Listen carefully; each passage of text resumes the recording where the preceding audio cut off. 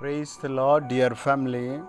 प्रभु यीशु मसीह के पवित्र नाम में मैं आपका स्वागत करता हूं आशीष की ज़मीन पर, फलवंत ज़मीन पर, पवित्र प्रभु यीशु के चरणों पर। यदि आप चैनल पर नए हैं तो आप चैनल ज़रूर सब्सक्राइब करें।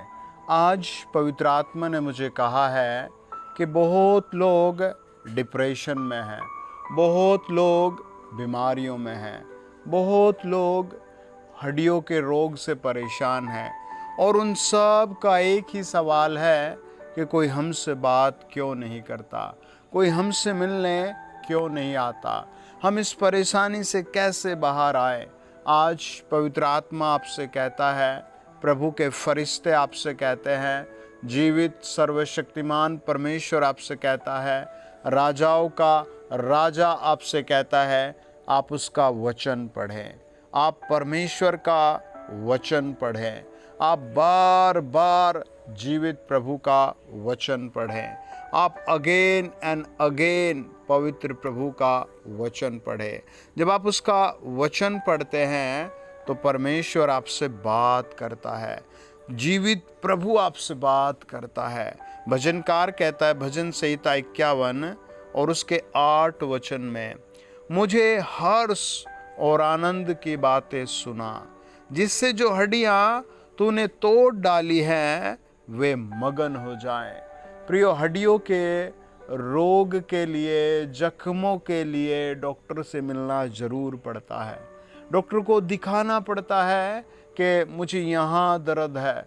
वो एक्सरे करता है, वो एमआरआई करता है, वो सीटी स्कैन करता है और फिर बताता आपकी नस में प्रॉब्लम है, मांसपेशियों में प्रॉब्लम है, आपकी हड्डी में प्रॉब्लम है। और वो फिर कहता है इसमें हमें रोड डालनी पड़ेगी। पिछले दिनों एक भाई प्रार्थना में आए और बेचारे की हड्डी एक मशीन का लोड उठाते हुए टूट गई और उसका पैर बहुत बेकार था और वो जख्मी था, पस भरा हुआ था। और उसने बताया कि डॉक्टर ने बहुत मेहनत की लेकिन फिर भी ऑपरेशन में कुछ कमियां रह गई हैं।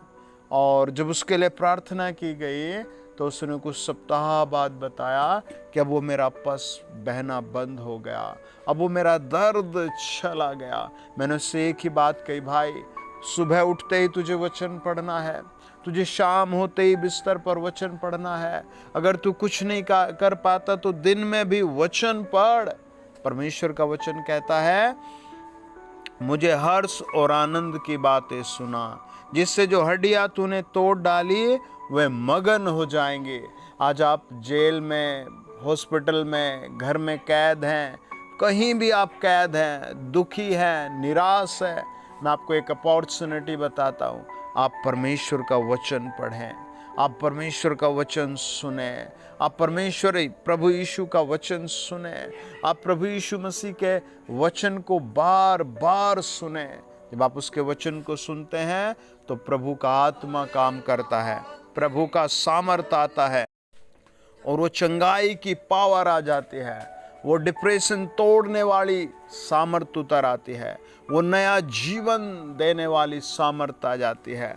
आपके सम्मुख में पढ़ता हूँ, आप मेरे साथ पढ़े भजन संहिता 52 और उसका 8 वचन।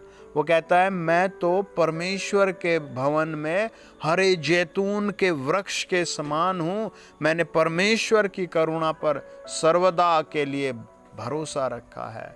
अब वो दुनिया में बीमार था, ठुकराया हुआ था, निराश था। प्रियो, आप एक चीज़ याद रखो, जब आप सुंदर हैं तो आपको बहुत लोग देखना चाहेंगे, लेकिन एक दिन वो सुंदरता धीरे धीरे धीरे ख़त्म हो जाएगी। अगर आप बहुत अच्छा काम करते हैं तो एक दिन वो काम करने की पावर धीरे धीरे ख़त्म हो जाएगी। One day you will be zero. एक दिन आदमी जीरो हो जाता है, एकदम जीरो हो जाता है, सुंदरता चली जाती है, बहादुरपन चला जाता है, काम करने की पावर चली जाती है। आप परमेश्वर से मिलें, आप परमेश्वर के चरणों में बन जाएं। भजनकार कहता है, मैं दुनिया में पहले बेकार था, जो भी कुछ था, लेकिन अब परमेश्वर के भवन में हरे वृक्ष के समान हूँ, हरे जैतून के समान हूँ। मैं आपके लिए घोषणा कर रहा हूँ, आज से इसी क्षण के बाद आप भी हरे भरे होंगे। आमीन। आपका जीवन भी रस भरा होगा। आमीन।